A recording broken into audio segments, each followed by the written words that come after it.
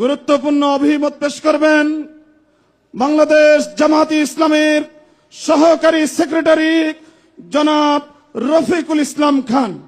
জনাব মোহাম্মদ রফিকুল ইসলাম খান।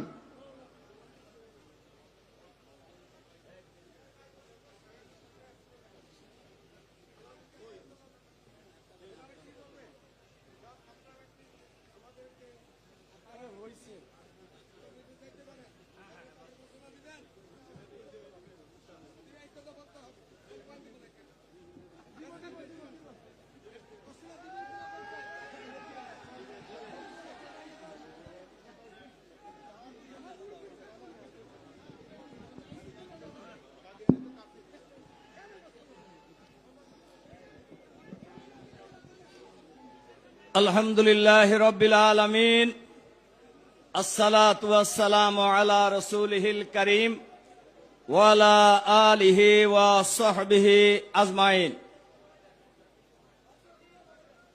আজকের এই খতমে নবুয়তের উদ্যোগে আজকের এই মহাসম্মেলনের মাননীয় সভাপতি